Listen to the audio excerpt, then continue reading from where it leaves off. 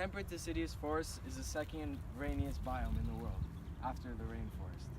Its yearly precipitation is about 30 to 60 inches, which is equivalent to about 75 to 150 centimeters. The average temperature in the deciduous forest is about 50 degrees. During the summer, it's about 70, and during the winter, it's about 30 degrees Fahrenheit. Deciduous forests are threatened by the clear cutting of trees that destroy the shelters of many species in the forest. Also, the introduction of non-native species harms the environment, that also harms us. The problem we'll focus on is acid rain. The problem with acid rain is that it affects the trees. It creates smaller trees by affecting its leaves and its seeds.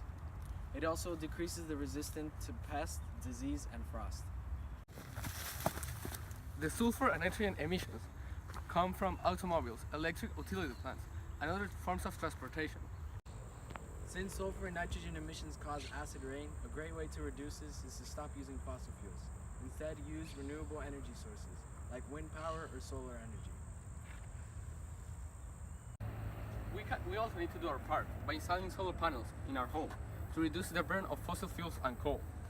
Also, limiting the amount of electricity we use at home will reduce the harm to all our environment. In my opinion, the science applies amazing, since it will solve the problem and improve our future. In the next few years, we will see an amazing improvement in our lifestyle. Each year, deciduous trees lose their leaves and they later grow them back. In the summer, their leaves resprout to use the sunlight for photosynthesis.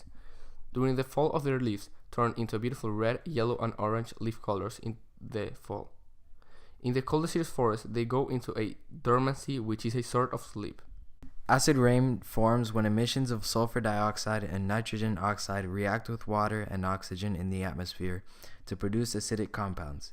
These compounds flow to the ground in wet form as rain, fog, or snow. The acid rain could have huge impacts on our future. The nutrients that the plant used to grow and survive will be taken away from them. So, the less plants will grow and the plants will not grow as big because they don't have the nutrients. This will affect the world because there will be less plants and trees, which means less oxygen. The government is already doing its part by implementing laws and legislation to encourage people to recognize this problem and to try and stop it, and so to suppress the damage it could do to us in the future. One of the main state legislations is the financing of renewable energy projects, but also states like Illinois, Virginia, and Oregon provide grants to fund clean energy projects and enacted laws allowing tax incentives for property owners using renewable energy sources. Although solar panels are a good way of saving the temperate forest, it has some benefits and limitations. First of all, the initial cost of purchasing a solar system is fairly high. Although the government from different countries have introduced some schemes for encouraging the adoption of renewable energy sources. This includes paying for solar panels, batteries, wiring, and for the installation. Nevertheless, solar technologies are constantly developing, so it is safe to assume that their price will go down in the future. Another limitation of solar panels is that although solar energy can still be collected during cloudy and rainy days, the efficiency of the solar system drops. Therefore, a few cloudy, rainy days can have a noticeable effect on the energy system. You could also take into account that solar energy cannot be collected during the night. On the other hand, if you also require your water heating solution to work at night or during wintertime, thermodynamic panels are an alternative to consider. Also, the space solar panels occupy is a major limitation, since the more electricity you want to produce, the more solar panels you will need to, because you want to collect as much sunlight as possible. Solar panels require a lot of space. Some roofs are not big enough to fit the number of solar panels that you would like to have. An alternative is to install some of panels in your yard, but they need to have access to sunlight. Anyways, if you don't have the space for all the panels that you wanted, you can just get a few, and they will still be satisfying some of your needs of energy. Solar panels have many limitations. However, they also have many benefits, like bills. Since you'll be meeting some of your energy needs with the electricity your solar system has generated, your energy bills will drop. How much you save on your bill will be dependent on the size of the solar system and your electricity or heat usage. Moreover, not only will you be saving on the electricity bill, but if you generate more electricity than you use, the surplus will be exported back to the grid and you will receive bonus payments for that amount. Savings can further grow if you sell excess electricity at high rates during the day and then buy electricity from the grid during the evening when the rates are low. Among all the benefits of solar panels, the most important is that solar energy is truly a renewable energy source. We cannot run out of solar energy, unlike some of the other sources of energy. Solar energy will be accessible as long as we have the sun.